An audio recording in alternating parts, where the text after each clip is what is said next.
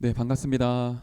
우리 함께 말씀 찾아보도록 합시다. 시편 23편 1절부터 6절의 말씀입니다. 혹시 화면에 나오는지 모르겠네요. 시편 23편 1절부터 6절.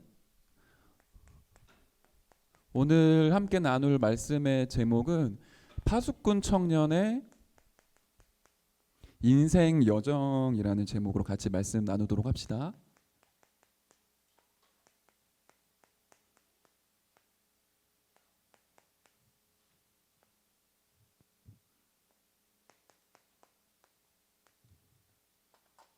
같이 읽도록 할까요? 여호와는 나의 목자시니 내게 부족함이 없으리로다. 그가 나를 푸른 풀밭에 누이시며 쉴 만한 물가로 인도하시는도다. 내 영혼을 소생시키시고 자기 이름을 위하여 의의 길로 인도하시는도다. 내가 사망의 음침한 골짜기로 다닐지라도 해를 두려워하지 않을 것은 주께서 나와 함께 하심이라. 주의 지팡이와 막대기가 나를 안위하시나이다. 주께서 내 원수의 목전에서 내게 상을 차려주시고 기름을 내 머리에 부으셨으니 내 잔이 넘치나이다. 내 평생에 선하심과 인자하심이 반드시 나를 따르리니 내가 여호와의 집에 영원히 살리로다. 아멘. 네, 이 다윗의 인생의 고백이 저와 여러분의 기도가 되었으면 좋겠죠.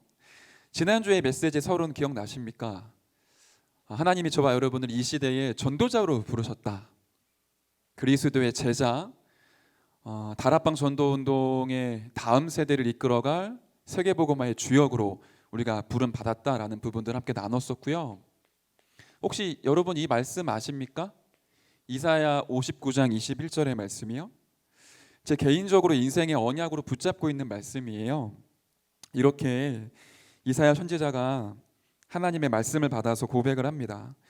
여호와께서 이르시되 내가 그들과 세운 나의 언약이 이러하니 곧 내 위에 있는 나의 영과 내 입에 둔 나의 말이 이제부터 영원하도록 내 입에서와 내 후손의 입에서와 내 후손의 후손의 입에서 떠나지 아니하리라 하시니라. 여호와의 말씀이니라. 무슨 내용인지 아시겠죠? 하나님이 허락하신 이 복음이 후대에게, 그 후대의 후대에게 계속 전달되어서 이 원색 복음과 성경적 전도 운동이 끝나지 않도록 내가 너에게 역사하겠다, 그 말씀이지 않습니까? 저와 여러분이 다락방 전도 운동의 다음 세대를 이끌어갈 차세대 주역이 확실히 맞습니다. 혹시 내 삶과 나의 과거와 나의 오늘의 갈등 때문에 나는 하나님께 쓰임받지 못하고 있다라고 착각하시면 안 됩니다. 전혀 상관없이 그 모든 것들을 아시고 하나님이 여러분을 제자로 부르셨기에 저와 여러분은 이 말씀의 성취 속에 지금 들어가 있으세요. 다락방 전도 운동을 이어갈 차세대 주역입니다. 우리가 그런 의미를 가지고 청년들을 어떻게 부르기 시작을 했냐면 파수꾼이라는 단어를 사용을 했죠. 왓츠맨. 복음이 다 끊어지고 빛을 잃어가는 시대에 빛을 비추는 사람, 복음을 전할 수 있는 사람, 모든 것들이 황폐해지지만 이 복음 운동을 이어갈 다음 세대의 주역, 그런 의미를 담아 청년국을 이제 파수꾼이라는 네이밍을 갖게 됐어요. 그런 가운데 하나님이 계속 말씀을 주고 계시잖아요. 특히 지금 렘넌트 예배를 통해 우리 대학 청년 렘넌트들에게 성취될 말씀을 주고 계시는데, 이번 주에 어떤 얘기를 하셨냐면, 여러분들 아마 이거 마음에 품고 기도하셨을 거예요. 복음을 정말로 알면 기도가 보인다. 기도가 보이면 세계가 보인다. 어떤 의미가 있을까요? 요 근래 류 목사님이 가장 강조하신 단어가 뭐였죠? 기도이지 않습니까? 이런 표현을 자주 하셨었어요. 성도들이 기도를 잘 모른다. 우리가 제일 많이 말하는 게 기도 아닙니까? 기도하겠습니다. 기도하겠습니다. 제일 많이 얘기하거든요. 제일 많이 하기도 해요. 그런데 이상하게 제일 모르고 있고 제일 안 되어지고 있는 게 기도죠. 많은 성도들이 기도가 안 되고 있습니다.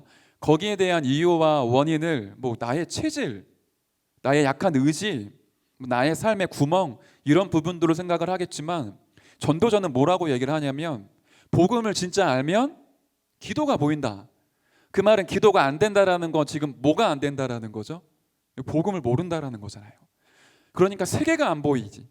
세계가 안 보이니까 세계복음화랑 내가 상관이 없어지는 거 아닙니까?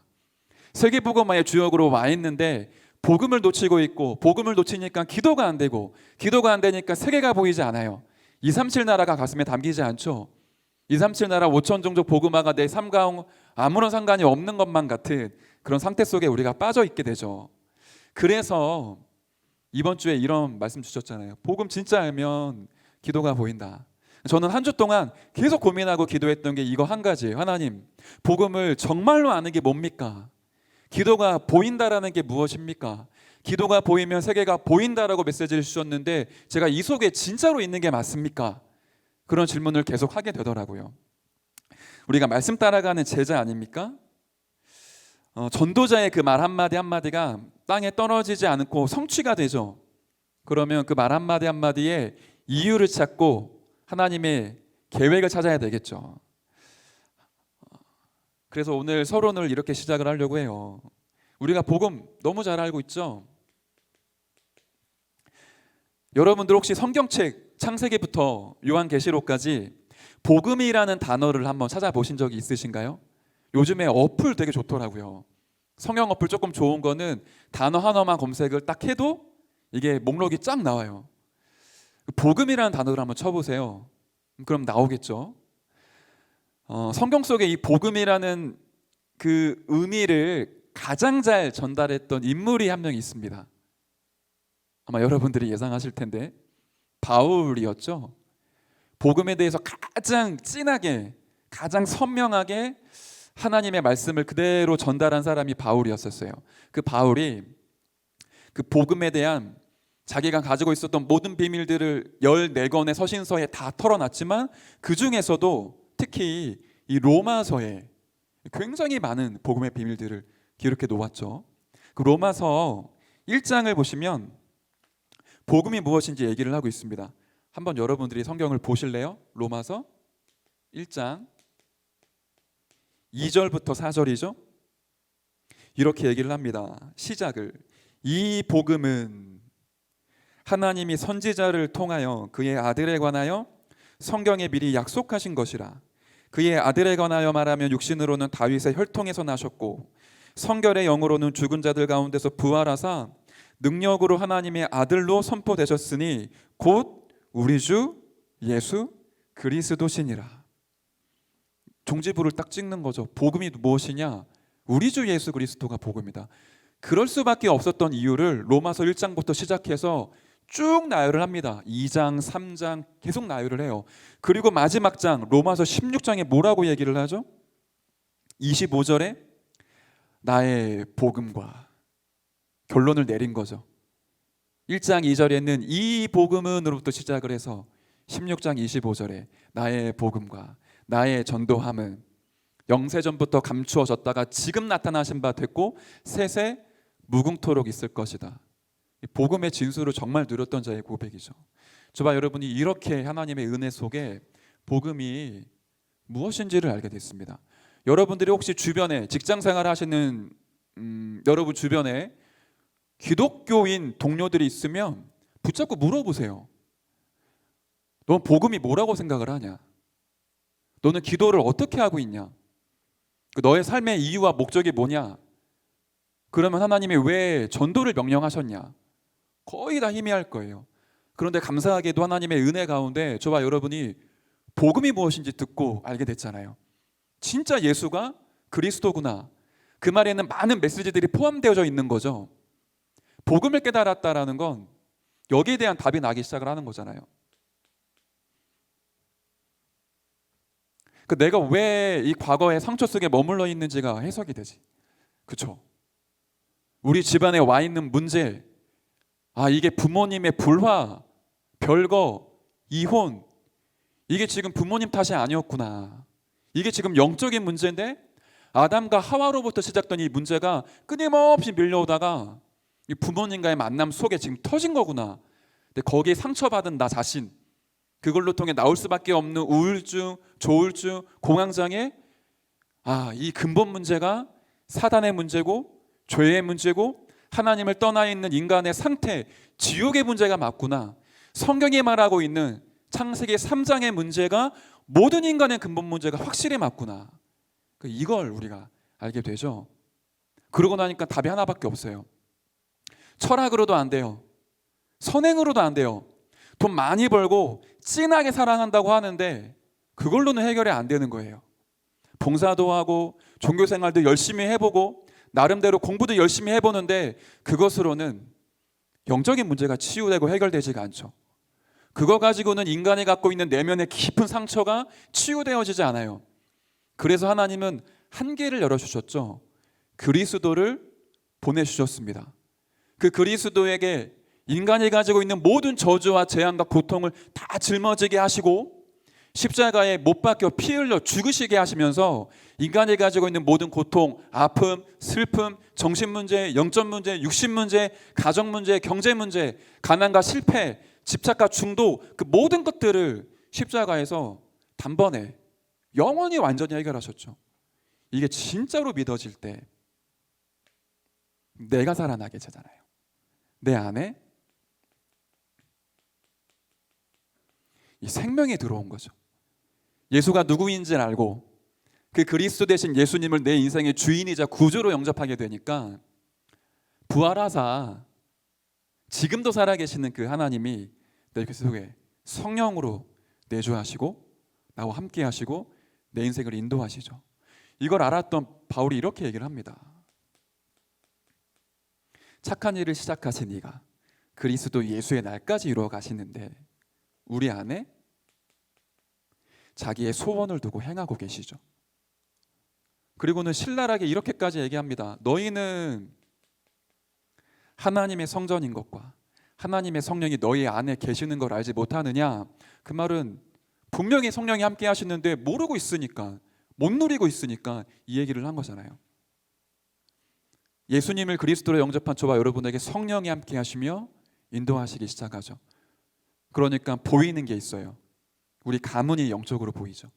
우리 가정이 영적으로 보이고 나의 과거와 현재와 미래가 복음으로 해석이 돼요. 이게 상처이었고 이게 내게 트라우마였고 내 인생에 씻을 수 없는 오점이었는데 알고 보니까 그런 게 아니에요. 하나님을 만날 수 있는 통로였구나. 이게 진짜 그리스도를 체험할 수 있는 도구였구나. 이 모든 것들이 내가 복음화되어지는 발판이 확실하구나. 과거를 보는 눈이 바뀌죠.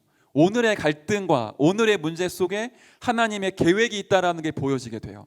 그러니까 미래가 두렵고 염려가 되는 게 아니라 소망이 있죠. 그래, 내가 가진 게 없고 배경이 없고 능력 없어 보이지만 하나님이 살아계셔서 성령으로 나와 함께 하시는구나. 내 인생을 전도자의 여정으로 인도하시는구나. 이게 부딪혀 오니까 저절로 배워지는 게 있잖아요. 치유가 일어나죠. 진짜 감사, 평안함, 그리스도와 함께 있다라는 자체를 누리는 그 누림, 그게 우리에게 회복되어집니다. 그걸 보고 뭐라 그러죠? 다락방이라고 얘기를 하죠. 홀로 다락방. 진짜 복음 가지고 있으면 내가 살아나게 돼요. 그러면 어떤 증거가 옵니까? 모든 만남이 저주가 아니라 축복으로 바뀌게 돼요. 내 안에 있었던 사람과의 관계 속에 갈등될 수밖에 없고 모든 만남을 저주로 만들 수밖에 없었던 상처, 내면의 깊은 그 상한 마음, 그리스도로 치유되기 시작을 하니까 모든 만남을 축복으로 바꾸기 시작을 하죠.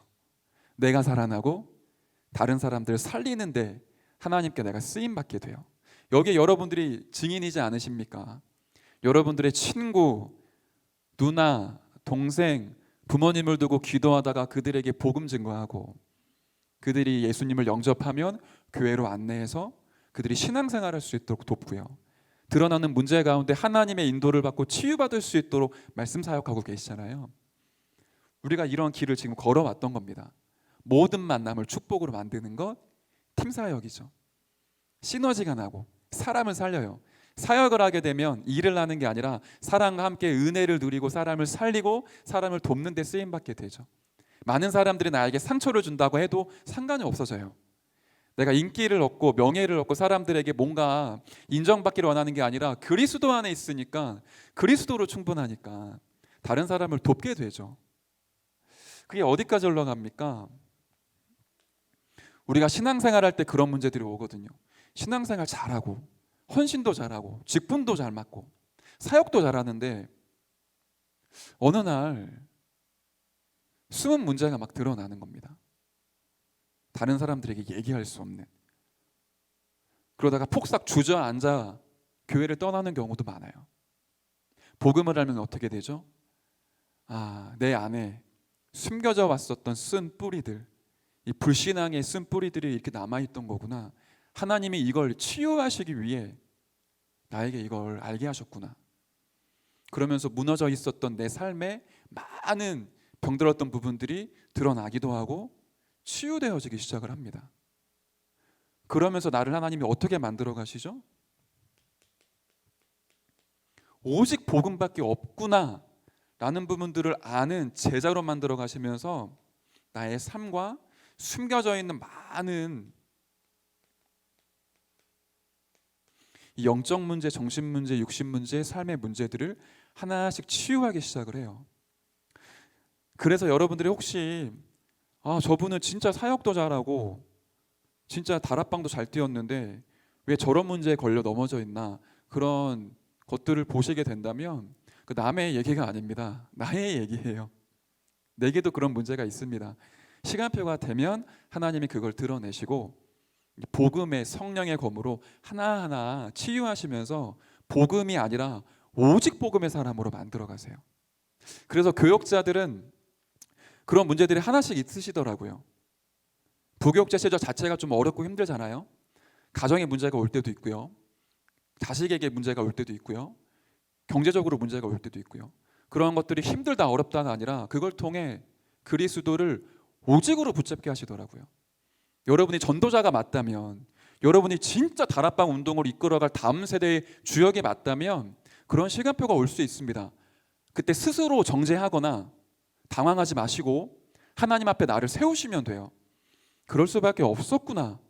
우리 가문이 우상 숭배했고 내가 그토록 불신앙을 가지고 그리스도를 본다고 했지만 불신앙을 가지고 배설물을 붙잡고 달려왔구나. 그런 부분들을 발견하시는 거예요. 모든 삶이 이제 치유되어지고 숨은 문제까지 살아 이제 치유되어지면 오직 그리스도의 제자로 내가 세워지게 되죠. 그때 하나님이 제자를 세울 수 있는 내용과 힘을 주십니다. 그러고 나면 어디까지 우리가 응답받게 되죠? 여러분의 삶이 치유되니까 규모와 균형을 갖추게 되죠. 이게 우리의 경제와 업에도 영향을 미칩니다. 내가 뭔가 전문성이 아니면 산업이 내 업이 잘 안 된다. 그러면 이게 문제가 아니라 이 위에 것들을 점검하시면 돼요. 반드시 복음 가지고 있으면 이렇게 하나님이 저와 여러분을 살려나가기 시작을 하시죠. 복음 계속 누리고 있으면 객관적이면서 합리적이고 복음적이면서 성경적이지 않습니까? 영성을 가지고 있는데 실력을 가지고 있고요, 지성을 가지고 있어요. 복음도 가지고 있지만 기능도 가지고 그 기능이 하나님께 쓰임받기 시작을 합니다. 그러면서 어디에 깨끗해지냐면 헌금과 경제에 깨끗해져요. 속이지 않고. 그때 하나님이 중요한 응답을 주시죠. 내 산업을 들어 세계복음화에 사용하시죠. 그리고 보이나 모르겠네요. 죄송합니다. 너무 밑이라서. 내가 살고 있는 영역이 문화 아닙니까? 지역과 한 분야에 복음으로 영향을 끼치는 그런 증인으로 일어나게 돼요. 아시죠? 다락방, 팀사역, 미션홈, 전문사역, 지교회. 이게 지역을 가지고도 전도운동의 전략이지만 우리 인생을 가지고도 응답받는 유일성의 비밀입니다. 복음 진짜로 알았다라는 건 이 복음의 능력이 나를 살리고 만남 살리고 가정을 살리고 삶을 치유하며 내 업을 살려내고 한 지역을 살릴 만한 영적인 힘과 삶의 규모와 모든 능력을 회복하는 거죠. 그래서 복음을 가지고 성령 충만함 누리면은 특별한 사람이 되는 게 아니라 정상적인 사람이 돼요. 우리는 대단한 역사를 일으키고 싶어 하지만 성령의 역사와 복음으로 충만해지게 되면 계속 치유되어지고 진짜 하나님이 창조하신 그 하나님의 형상 가진 인간의 모습으로 회복이 됩니다. 이 복음을 뭘 가지고 누립니까?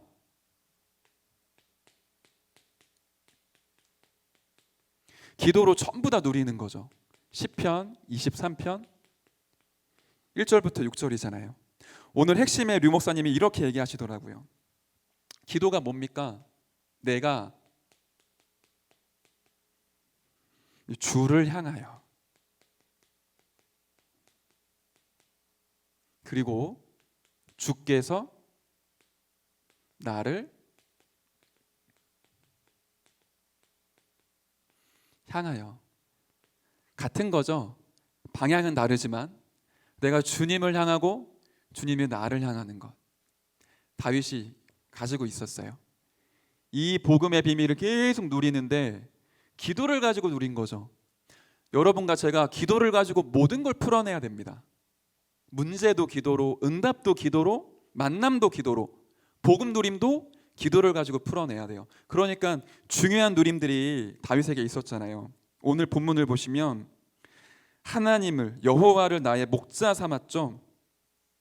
그리스도를 주인으로 누리고 있으니까 이 사람이 기도할 때마다 이런 응답들이 나오잖아요. 그가 나를 푸른 풀밭에 누이시며 쉴만한 물가로 인도하신다. 이 영적 상태를 한번 보십시오. 기도할 때마다 이런 평안과 안식 속에 있었다라는 거죠. 내 영혼을 소생시키시고, 기도할 때마다 영적인 상태가 살아났던 겁니다. 의의 이 길로 인도하시는도다. 하나님의 계획과 뜻이 이루어지고 말씀 성취와 기도 응답이 있는 길로 나를 인도해 나가시는 거죠. 사망의 음침한 골짜기를 다닐지라도 해를 두려워하지 않을 것은 주께서 나와 함께 하시는데, 어떻게 함께 하시느냐? 지팡이와 막대기로 나를 안위하십니다. 나를 보호하고 인도해 나가시는 거죠. 원수의 목전에서 많은 문제와 사건과 심지어 나를 해하려고 하는 진짜 핍박과 환난 속에서 내게 상을 차려주시고 기름을 내 머리에 부으셨습니다. 승리의 축복을 누렸던 거죠. 내가 여호와의 집에 영원히 살리로다. 참된 평안함이 다윗에게 있었던 거 아닙니까? 그래서 기도할 때마다 이런 축복을 우리가 누릴 수 있다라는 거죠. 그러면서 우리의 기도 속에는 이 5가지가 항상 들어가 있잖아요. 복음이라는 언약, 카버넌트죠. 세계복음화라는 비전, 그 속에서 나만이 할 수 있고 나에게 주신 하나님이 주시는 꿈, 여러분에게 있으시겠죠? 여러분의 일평생의 기도 제목, 이면계야. 그걸 무엇으로 누립니까? 이미지라고 하셨는데 하나님의 말씀 속에서 그 답들을 계속 찾아내시고 누리고 말씀 따라가는 거죠. 그러니까 오늘 하루하루의 삶이 너무 보람차고 균형 있고 행복해요. 작품이 남죠. 이 복음을, 이걸 기도 속에 가지고 와서 언약과 비전과 꿈, 말씀과 기도, 작품으로 누리는 것.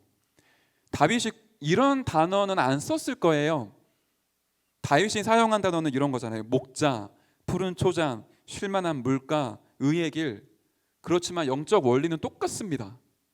이런 비밀을 가지고 있었다라는 거죠. 그 기도의 축복을 우리는 이렇게 정의를 내렸죠. 보좌의 축복, 하나님의 비밀 아닙니까? 성부, 성자, 성령 하나님이 내게 역사하시는데 시공간을 초월하여 역사하시죠. 우리는 시간과 공간에 묶여 있습니다. 우리가 미국을 가려고 하면 시간차라는 게 있잖아요. 시차라는 게 있잖아요. 하나님에게는 시간차가 없죠. 하나님에게는 공간의 제약이 없습니다. 그 하나님이 내게 역사하실 때 시공간을 초월하여 역사하시면서 내게 빛으로 임하시면 이 빛이 전 세계 237 나라에 비추어지는 빛이죠. 내가 만들어내는 빛이 아니기 때문에. 근데 이 속에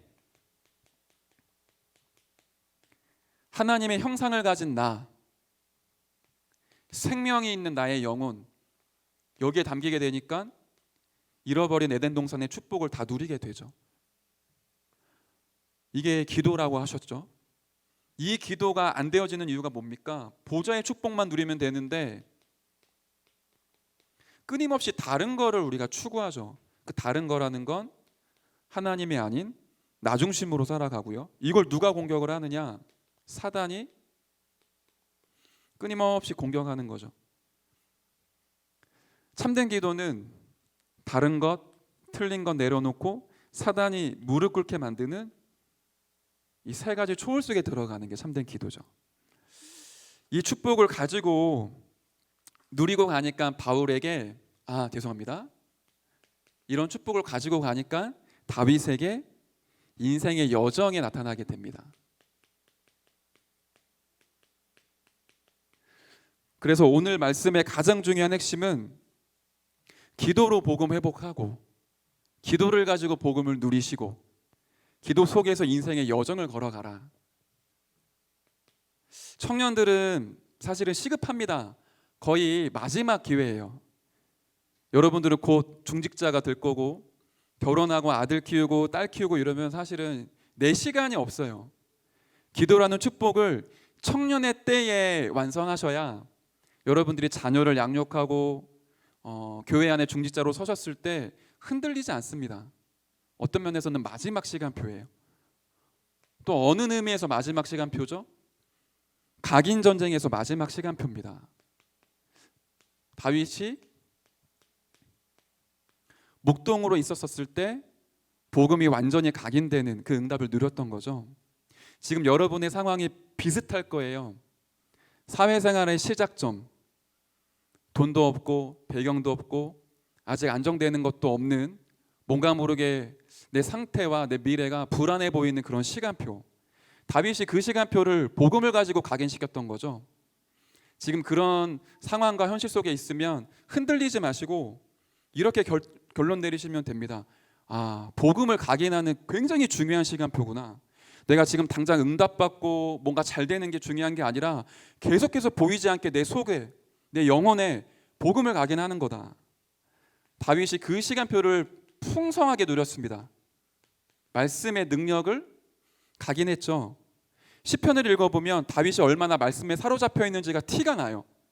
하나님의 말씀을 암송하고 녹취하고 그걸 묵상했다라는 티가 다윗의 기도와 시편 속에 굉장히 많이 드러나요.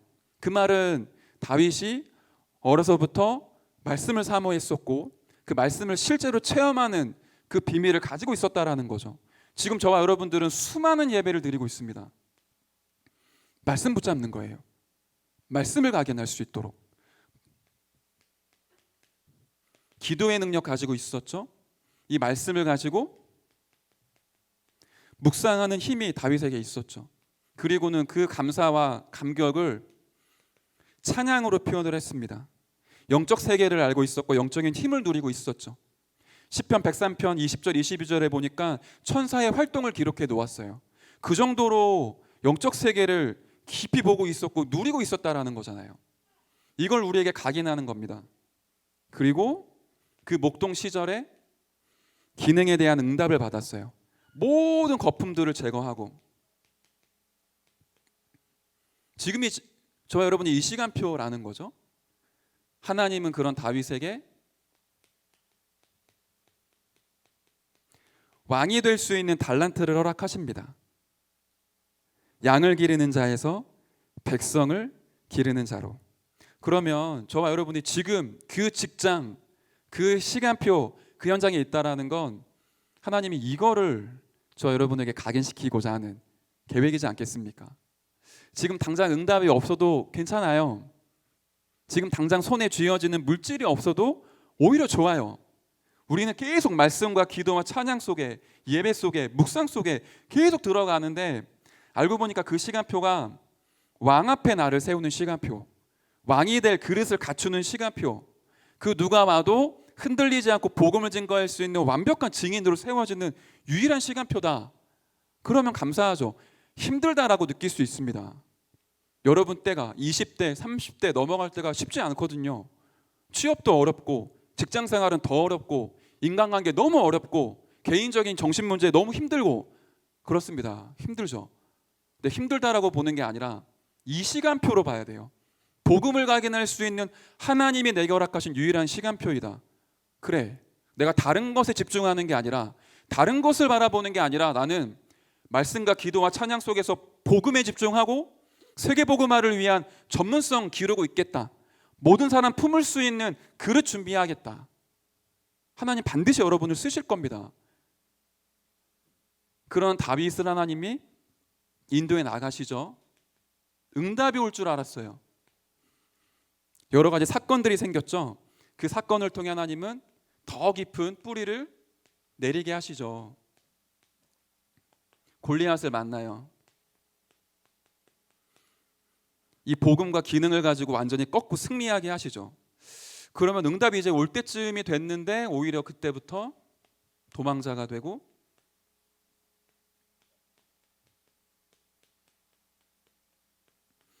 죽음의 위기에 갇히게 됩니다. 여러분들이 사무엘상 쭉 읽어보면 이런 다윗의 여정들을 확인하실 수 있거든요. 놀라운 건 도망자, 죽음의 위기 속에 많은 응답들을 받아요. 다윗에게 생명 걸고 다윗이 죽을 때까지 끝까지 독역했던 팀들이 이때 다 나와요. 다윗이 10년 넘게 이스라엘을 순회를 한 거죠. 왕이 될 수업을 여기서 했었어요. 이스라엘 백성들의 삶, 그들의 문화, 그들의 갖고 있는 진짜 종교의 그런 색깔, 이 이스라엘 백성들이 복음 붙잡는 건지 종교 생활하는 거지 영적 문제 어떻게 와 있는지를 도망자 신세로 쫓겨다니면서 확인을 했던 거 아닙니까? 그 가운데 하나님이 다윗과 일평생 동안 함께 복음운동, 전도운동 할 수 있는 제자들을 다 붙여주세요. 팀을 구성하시거든요. 왕이 될 수업을 여기서 확실히 뿌리 내리는 겁니다. 여러분에게 지금 그런 어려움이 있으시다면 하나님은 여러분을 세계복음화의 주역으로 세우시는 제일 중요한 시간표로 인도하신다라는 부분에 확신하시기 바랍니다. 혹시 여러분의 아버지 어머니가 빚이 있으십니까? 그 빚 때문에 여러분이 경제 문제에 힘들어하십니까? 또는 여러분의 인간관계가 계속 깨어지고 상처받고 여러분 아픈 부분이 있으십니까? 하나님은 여러분을 복음으로 뿌리 내리는 길로 인도하고 계시는 거예요. 꼭 응답받는 것만이 좋은 게 아니라 안 되는 시간표 속에 훨씬 많은 하나님의 계획과 축복과 응답들이 숨겨져 있죠. 우리는 자꾸만 되는 것만 따라가지만 하나님은 뭔가 멈춰있고 안 되어지고 답답하는 그 시간표 속에 많은 메시지와 하나님의 계획들을 숨겨 놓으십니다. 진짜 우리에게 그릇이 갖추어지는 시간표는 응답이 올 때가 아니라 문제가 오고 고난이 올 때 우리가 세계복음화할 수 있는 그릇이 갖추어지게 되죠. 그러면 지금 이 청년의 시간표는 복음으로 각인하고 뿌리 내리는 최고의 시간표다. 저기 맨 뒤에 우리 아들 와 있거든요. 그래갖고 지금 안 나가셔도 됩니다. 제가 오라고 했어요. 가급적이면 예배드리는 그 장소에 우리 아들이 있었으면 좋겠는 마음으로. 그랬던 다윗이 각인과 뿌리를 넘어서서 이제 완전히 복음을 체질로 만들죠. 운명을 바꾸어 냅니다. 어떤 운명이었죠? 이스라엘 나라의 시대 그 모든 운명을 바꾸게 돼요. 사무엘하 5장에 보면 이제 다윗이 왕으로 딱 올라서는 장면이 나와요. 처음에는 유다 민족의 왕이었다가 이스라엘 전체 왕으로 세워지게 되죠. 그때 다윗의 나이가 30살이었습니다. 우리의 나이가 어린 나이가 아닌 거예요. 왕이 될 나이이고 왕 앞에 서야 될 나이이고 저와 여러분이 지금 본격적으로 전도 운동할 시간표라는 거죠. 근데 중요한 거는 각인되고 뿌리 내리고 체질되면 그 응답의 날이 반드시 옵니다. 그래서 더디 온다고 낙심할 필요 없고 그런 응답이 빨리 왔다고 교만할 필요가 없습니다. 하나님의 시간표에 정확하게 우리가 여정으로 인도받기 때문에요. 복음이 체질되니까 어떻게 되죠? 사울이 죽이려고 따라다니죠. 죽일 기회들이 다윗에게 많이 있었어요. 그런데 안 죽이죠. 하나님의 절대 주권을 인정을 했습니다. 하나님이 기름 부음 기름 부어 세운 왕을 내 손으로 죽일 수 없다. 끝까지 사울이 살아날 수 있는 쪽으로, 치유될 수 있는 쪽으로 중보로 기도해주고 사울을 도와요. 그릇이 다르죠. 복음 가지고 있으니까 만남을 다 살려내는 거예요. 그런 다윗을 하나님이 축복하시는데 보좌의 축복으로 끊임없이 다윗에게 은혜를 주시죠. 그래서 여러분들이 그런 기회가 올 때 내가 이걸 하면 너무 좋겠다, 내게 이익이 되고 내가 이걸 하면 너무 좋은 그런 환경과 여건과 기회가 생기면 스스로 질문해 보세요. 하나님 앞에서 그게 복음적인 것인지. 우리는 당장 응답 오고 좋은 거 생기면 그거 딱 잡잖아요. 다윗에게 그런 기회가 왔었어요. 사울왕 죽이면 끝나는 거 아닙니까? 사울왕이 다윗을 따라다닐 때 그냥 따라다니지 않거든요. 다윗을 중상모략하고 다윗을 죽여야 될 명분을 만들어내요. 그게 이스라엘 나라에 소문이 돌았거든요. 한쪽에서는 다윗을 살려야 됩니다. 한쪽에서는 다윗을 죽여야 됩니다. 모든 이스라엘 백성들 입에 다윗이 계속 오르락내리락 했었어요. 다윗이 숨을 곳이 없는 겁니다. 그러니까 도시가 아니라 산으로, 들로, 동굴로 숨어 들어갔던 거거든요. 사울왕 죽이면 끝나요. 자기가 왕되잖아요. 근데 끝끝내 자기 손으로 끝내질 않아요. 인본주의 절대로 쓰지 않습니다. 하나님의 절대 주권을 믿고 모든 것을 하나님께 진짜로 맡겨요. 저는 그게 신앙인이라고 생각이 듭니다. 저 여러분에게 중요한 시간표가 그렇게 오거든요. 나를 유혹하는, 이거를 내가 선택하면 너무 좋아. 그런데 하나님 앞에서 성경적이지 않고 복음적이지 않고 전도와 상관이 없다. 그러면 단호하게 노 하세요. 그게 저와 여러분을 살리는 중요한 답입니다. 우리 배고플 때 음식 급하게 먹으면 체하잖아요. 불신자들 중에서도 조금 지혜로운 사람은 급할 때 돌아가라고 얘기를 해요. 하나님이 저와 여러분의 인생의 주인이지 않습니까? 절대로 저주와 재앙을 내리지 않으십니다. 우리에게 문제가 와 있는 것 같고 고난이 와 있는 것 같지만 그 모든 것들을 축복으로 바꾸어내시는 분이 하나님이십니다. 그러면 내게 와 있는 문제, 그거 해결하려고 몸부림칠 필요 없습니다. 하나님이 알고 계시고 시간표가 되면 해결하세요. 나는 어디에 서 있냐? 복음 각인하고 복음 뿌리 내리고 복음을 체질화시키고 하나님 앞에 서 있는 거죠. 중요한 기회가 오지만 인본주의 쓰지 않는다. 모든 것을 진짜로 하나님께 완벽히 맡긴다. 하나님이 일하시도록. 그러니까 다윗이 모두가 인정하는 왕으로 등극을 합니다. 아무도 다윗이 왕이 되는데 쓴소리를 하지 않아요. 반대파가 없었어요. 왜냐하면 이스라엘 백성들이 아니까 다윗이 누군지 이제 아는 겁니다. 사울왕을 죽일 수 있었는데 죽이지 않았던, 그리고 이스라엘 백성들을 진심으로 사랑하고 여호와 하나님을 왕으로 모신 그 왕이라는 걸 모든 사람들이 이제 알게 됐거든요. 어떤 기회가 됐죠? 사울을 죽일 수 있는 기회에 사울을 살렸는데 하나님은 그 모든 것을 은혜로 바꿔내십니다. 이스라엘의 최고의 왕으로 등극할 수 있도록 다윗을 인도해 나가세요. 진짜 축복은 이렇게 와요. 두 번째 어떤 사건이 있었죠? 아들 압살롬이 반역을 일으키죠.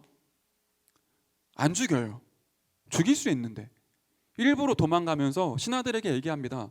압살롬을 죽이지 마라. 인본주의 쓰지 않아요. 너무 놀랍죠. 그것도 다윗에게 전부 다 응답이 돼요. 어떤 응답이죠? 이때가 다윗의 노년이었거든요.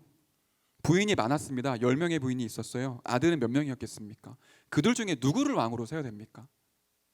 이제 왕한테, 그 다음 아들한테 왕을 물려주고 나면 신하들은 어떻겠습니까? 반드시 일이 일어나겠죠. 근데 하나님이 계획하신 거예요. 압살롬이 배반을 일으켰는데 거기에서 진짜 신하, 가짜 신하 전부 다 드러났어요. 결국에는 다윗이 손안댔는데 모든 것들이 정리가 됐고 다음 세대의 왕으로 솔로몬을 임명을 하죠. 솔로몬이 왕이 됐을 때 이 충신들, 진짜 신하들이 함께 합력해서 다윗이 유언했었던 성전 건축에 모든 것을 올인을 합니다. 하나님이 이렇게 인생을 인도하시고 축복하시는 거예요. 그리고는 마지막 때에 드디어 성전 준비를 완벽하게 마치죠. 앞서 얘기했던 것처럼 솔로몬을 왕으로 세우고 성전 건축이 될 수밖에 없는 모든 시스템을 다 만들어내요. 진짜 후대들에게 남겨야 될 작품을 남기고 하나님께로 가게 되죠. 그 청년의 시간표는 너무나 어두웠고 불편했고 힘들었습니다. 그런데 그 시간표가 복음을 각인하고 복음을 뿌리내리고 복음으로 체질화할 수 있는 최고, 최선의 시간표였었던 거죠. 하나님은 다윗에게 진짜 응답들을 계속 주셨어요. 그 응답들이 올 때 주로 문제와 고난과 실패라는 그런 가면을 쓰고 지금 왔던 거죠. 그때마다 인본주의 쓰지 않고 유혹에 흔들리지 않고 하나님께 모든 것을 맡기며 본인은 끊임없이 복음 누리는 기도 속에 들어갔었습니다. 우리가 누려야 될 것이 이 축복이죠. 마무리를 합시다.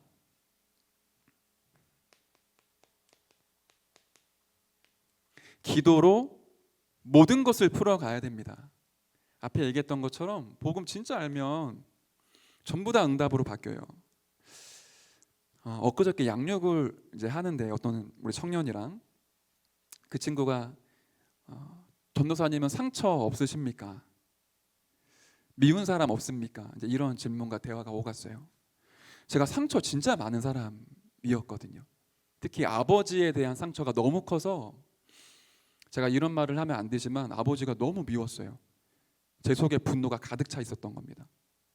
그런데 어느 날 하나님을 만나고 그리스도를 깨닫게 되니까 우리 아버지의 문제가 창세기 3장의 문제라는 게 보여지고 느껴지더라고요. 제가 그냥 예배드리고 기도하고 말씀 묵상하고 한 게 이것밖에 없는데 어느 날 제 마음속에 아버지를 위해 기도해야겠다라는 마음이 들기 시작을 했었어요. 아버지를 위해 내가 기도해야 되겠구나. 아버지를 하나님이 우리 아빠를 사랑하시는구나. 그 아버지에 대한 상처와 미움과 분노가 어떻게 제게 표출이 됐냐면 어른에 대한 불편함이 제게 있었습니다. 저보다 나이가 조금 더 많은 어른들을 대할 때 너무 힘들고 어렵더라고요. 그러다가 20대 중반에 우리 누나가 결혼을 하는데 매형을 이제 소개해 줄 거 아니에요?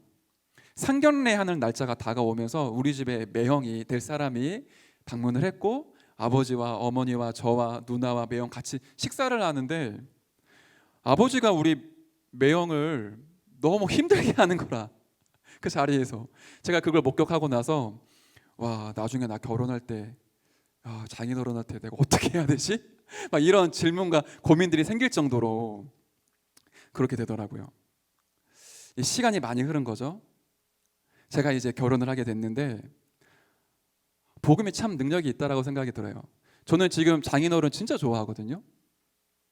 추석 명절에 장인어른이랑 낚시를 했는데 10시간을 낚시를 했어요, 같이. 제가 이 얘기를 하니까 주변에 있는 결혼한 유부남들이 경악을 금치 못하더라고요. 야, 장인어른이랑 대화가 돼? 일단 나오는 부분이 그 보통 며느리와 시어머니의 관계 어렵잖아요. 근데 복음 가지고 있으니까 모든 게 넘어서져요. 어른 대하는 게 너무 힘들고 불편했던 저였는데 복음 가지고 이 속에 있으니까 어느 날 이게 치유되기 시작을 하는 거예요. 장모님들이 저를 불러서 식사하자고 하면 그 자리가 쉽지 않은 자리이지 않습니까? 한 3주 전쯤에 어떤 장로님이 저를 좀 찾으셔서 식사를 하자고 하시더라고요. 예전에 저였다라면 어른과 식사 단둘이 한다 너무 힘들었을 거예요. 그런데 이 어른과 같이 제가 대화하고 식사하는데 너무 많은 응답들을 찾고 제 마음에 도전을 갖고 제가 힘이 되더라고요. 여러분이 가지고 있는 그 문제 있지 않습니까? 이것만큼은 어렵고 힘들어. 이거 진짜 안 되는 것 같아. 복음 안에 없습니다. 진짜 복음의 능력은 내가 손댈 수 없고 바꿀 수 없고 이것만큼은 뛰어넘을 수 없어 라고 하는 부분들까지 전부 다 발판으로 복음을 누릴 수 있는 도구로 바꾸어 내시죠. 그걸 뭘 가지고 누리느냐? 기도를 가지고 누리고 기도로 풀어가는 거예요. 그래서 실제로 우리가 기도에 대한 나름대로의 시스템과 규모가 있어야 되고 실제 내가 할 수 있는 기도에 규례가 있어야 됩니다. 우리는 3가지의 규례를 가지고 있죠. 아침에 눈 뜨시면 여러분 어떻게 기도하세요? 시편 5편 3절에는 이렇게 얘기를 하고 있습니다. 여호와여, 아침에 주께서 나의 소리를 들으시리니 아침에 내가 주께 기도하고 바라나이다. 다윗이 아침마다 어떻게 기도했는지가 보여지죠. 어렵지가 않아요. 원래 일반적인 정상적인 사람이라면 아침에 햇빛이 비칠 때 그때 일어나서 햇빛을 받으면 가장 건강에 좋습니다. 보통 여러분들이 직장인이시니까 일어나시면 6시 반, 7시 이때쯤 기상을 하시겠죠. 알람을 켜시고 알람이 울리면 갑자기 뭐 용수철처럼 이렇게 일어나지 마시고 알람 천천히 끄시고 읊조리세요. 여러분이 좋아하는 말씀을, 또는 오늘도 성삼위 하나님의 영광을 받으시옵소서. 그리고는 커튼을 치시고 햇빛 받으시고 천천히 호흡하세요. 몸에 무리 가지 않게 자연스럽게 일어나시고 햇빛을 받으시고, 밤새 있는 동안에 입안에 유액은 많으니까 양치하시겠죠? 양치하면서 기도하는 겁니다. 주는 그리스도시요 살아계신 하나님의 아들이십니다. 오늘도 예수가 그리스도 되심을 고백합니다. 그리스도 되신 예수님이시여 지금 내 속에 주인으로 들어오셔서 오늘 나의 발걸음을 인도해 주옵소서. 그거 어렵지 않잖아요. 세수하면서, 머리 감으면서, 식사하시면서 계속 기도하시는 겁니다. 그때 여러분이 기도하실 수 있도록 저희들이 기도문 만들어 드린 거예요. 아침 8시, 정오 12시, 저녁 6시 10분 기도문이잖아요. 성령 충만과 오력, 신문과 권세, 강단 메시지. 그거 틀어 놓으시든지 여러분이 나름대로 그런 기도 제목들을 만드셔서 아침에 눈 뜨시면 천천히 그냥 가볍게 호흡하시고 씻으시고 준비하시면서 편안하게 기도하세요. 그런데 만약에 내가 집중할 수 있는 시간이 있다, 그러신 분은 눈을 감고 하나님을 향하여 진짜로 기도 속에 들어가는 그런 시간이 여러분에게 있으시면 좋겠죠. 그러다가 출근하시고 업무를 보실 때 모든 것들을 기도로 연결하는 거죠. 하나님께 모든 걸 질문드리고 대화하는 겁니다. 아침부터 회의 갔더니 직장 상사가 쓴소리를 할 수도 있잖아요. 억울한 일을 당할 수도 있고요. 내가 한 것도 아닌데 다른 동료가 했던 건데 내게 피해가 올 때도 있겠죠. 반대로 좋은 일이 있을 때도 있겠죠. 너무 재밌는 일이 있을 수도 있겠죠. 그 모든 것들 속에 하나님 빼놓고 혼자 있지 마시고 하나님과 손붙잡고 하나님과 함께 그 모든 순간을 누리는 겁니다.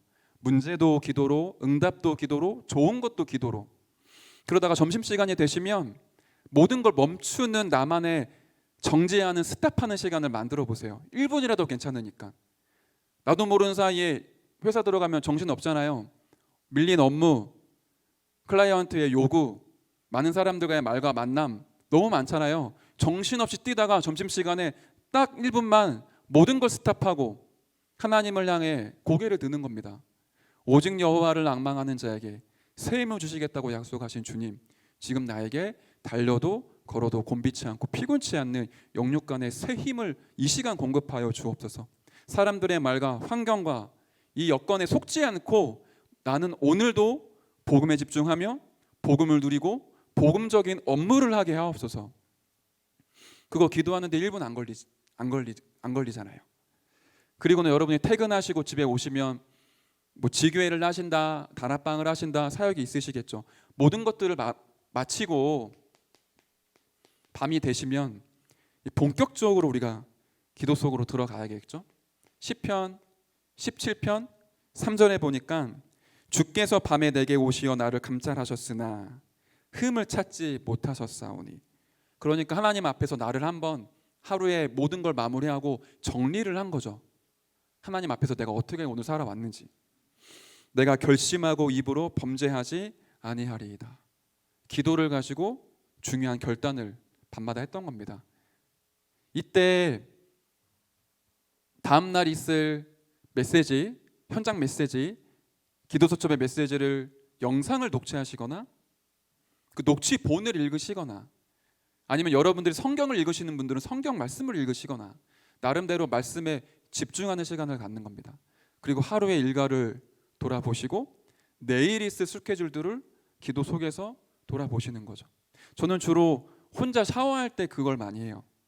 샤워할 때 오늘 하루 동안 있었던 많은 사건과 일들을 다시 한번 떠올려보고 그 속에서 내가 붙잡고 기도해야 될 부분들, 그 속에서 내가 놓치고 있었던 하나님의 계획이나 하나님의 음성을 다시 한번 확인을 합니다. 그리고는 가급적이면 밤에는 가급적 저는 혼자 있는 시간을 좀 만들어내요. 여러분들이 결혼하고 아이를 낳으면 그러기 쉽지 않으시거든요. 근데 서로가 원만한 합의를 보셔서 그런 시간들을 만드셔야 됩니다. 같이 있는 것도 좋지만 혼자 있는 시간이 필요해요. 하나님과 내가 독대하는 시간을, 말씀 앞에 나를 세우는 겁니다. 메시지로 나를 점검해 보시고 그 메시지를 가지고 다음날 스케줄을 쭉 묵상해 보는 거예요.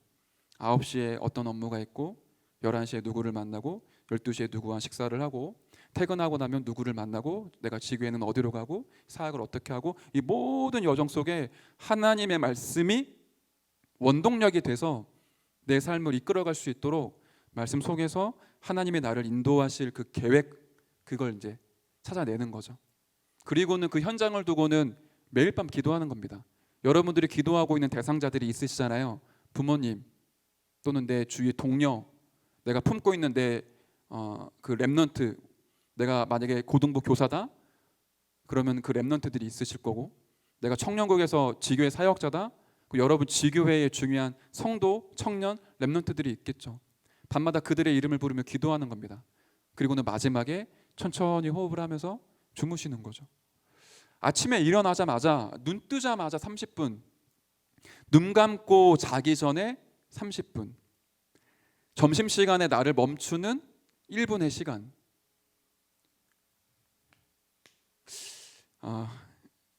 지속하시는 분들은 계속 더 발전시키시고 깊이 있게 기도를 누리시고요.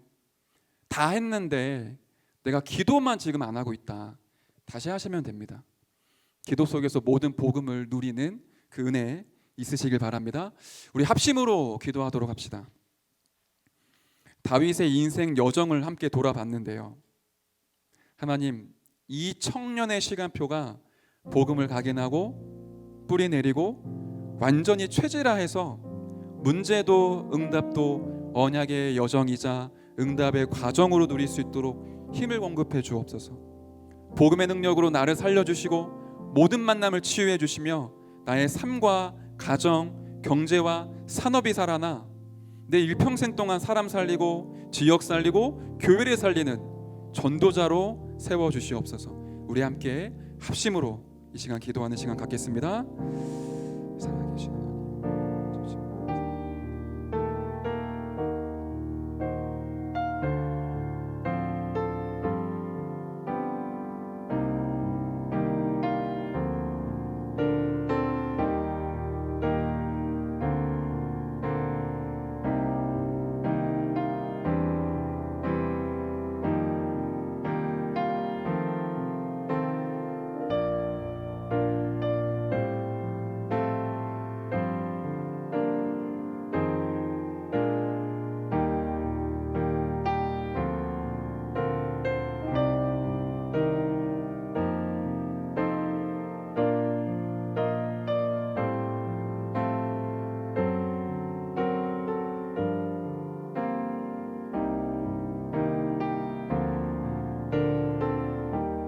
예수님의 이름으로 기도드립니다.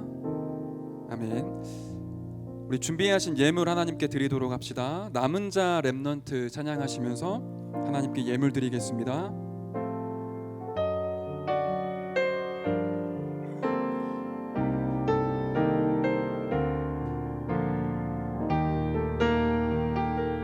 함께 고백하도록 합시다. 모든 것을 잃어도, 모든 것을 잃어도 난 하나님 자녀, 난 렘넌트, 난 21세기 주여. 그날의 고통과 방황은 실패가 아닌 것, 그날의 외로움은 혼자가 아닌 것, 그날의 핍박은 하나님의 계획, 응답은 없어요. 불가능도 시대의 전도자. 나의 문제는 그날의 답이요, 나의 외로움은 그날의 임마누엘이요, 나의 무능은 그날의 능력이라. 전도자의 삶으로 당당히 위대하게 서리라. 모든 것을 얻어도 난 하나님 자녀, 모든 것을 얻어도 난 하나님 자녀. 난 렘넌트, 난 21세기 주여. 그날의 기적은 성공이 아닌 것, 그날의 증거도 성공이 아닌 것, 그날의 증거는 민족 살릴 그리스도, 그날의 응답은 세계 살릴 그리스도. 우리는 이 시대의 전도자. 나의 문제는 그날의 답이요, 나의 외로움은 그날의 임마누엘이요, 나의 무능은 그날의 능력이라. 전도자의 삶으로 당당히. 나의 문제는 그날의 답이요, 나의 문제는 그날의 답이요, 나의 외로움은 그날의 임마누엘이요, 나의 무능은 그날의 능력이라. 전도자의 삶으로 당당히 위대하게 서리라. 아멘. 네, 엄지훈 회장님 나오셔서 광고해 주시겠습니다.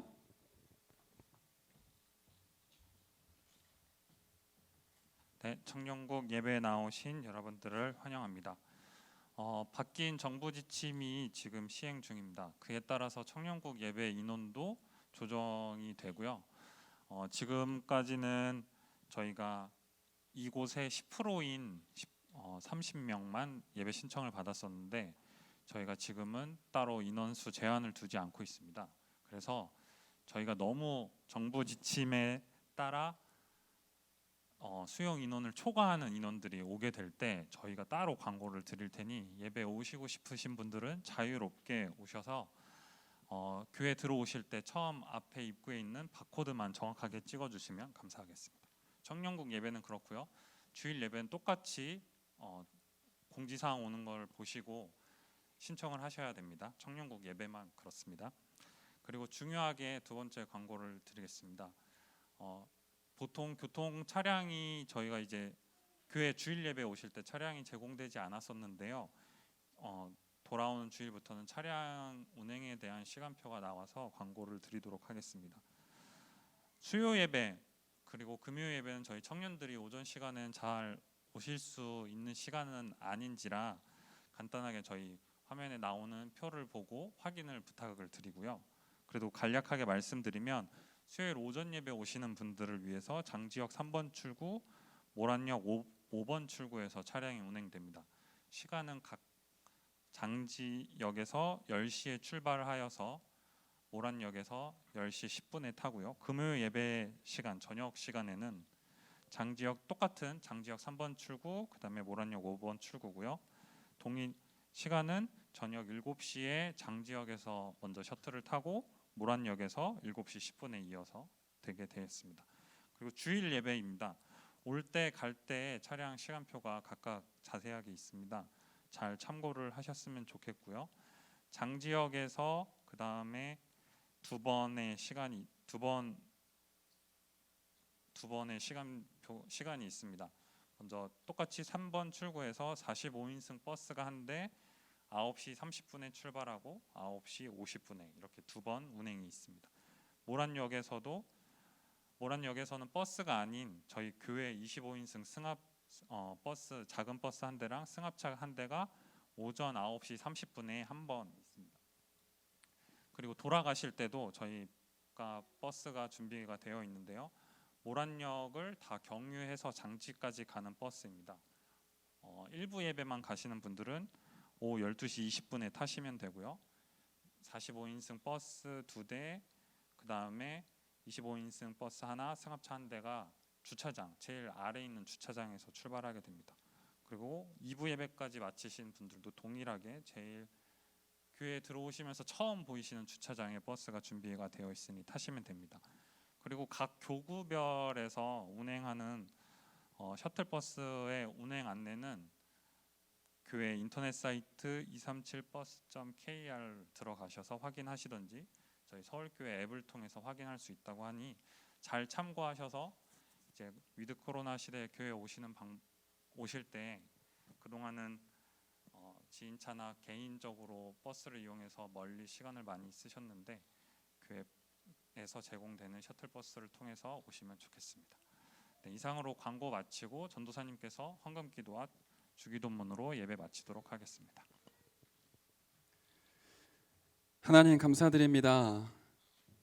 우리를 세계복음화의 주역으로 부르시고 청년이라는 시간표 속에 복음을 각인뿌리 체질을 내릴 수 있는 응답과 은혜 주시니 진심으로 감사를 드립니다. 세계복음화 때문에 주님 앞에 우리의 인생을 담아 물질을 드리니 이 물질이 쓰여지는 모든 곳마다 전도운동이 일어나게 하시고 렘넌트들이 살아나게 하시며 병든 영혼들이 치유되게 하옵소서. 237 나라 5천 종족 살리는 중요한 헌금이 될 수 있도록 축복하여 주옵소서. 특별히 주님께 예물을 드리고 예배에 참여한 모든 청년들의 삶과 가정과 산업에 하나님의 나라와 빛의 경제가 임하게 하여 주옵소서. 이들의 인생을 통하여 하나님의 뜻하신 그 모든 일들이 성취되어지고 세계복음화의 여정을 걸어갈 수 있도록 모든 청년들을 하나님이 축복하여 주옵소서. 감사를 드리며 살아계신 예수 그리스도의 이름으로 기도드렸습니다. 아멘. 하늘에 계신 우리 아버지여, 이름이 거룩히 여김을 받으시오며 나라의 임하옵시며 뜻이 하늘에서 이루어진 것 같이 땅에서도 이루어지이다. 오늘날 우리에게 일용할 양식을 주옵시고 우리가 우리에게 죄 지은 자를 사하여 준 것 같이 우리의 죄를 사하여 주옵시고 우리를 시험에 들게 하지 마옵시며 다만 악에서 구하옵소서. 대개 나라와 권세와 영광이 아버지께 영원히 있사옵나이다. 아멘.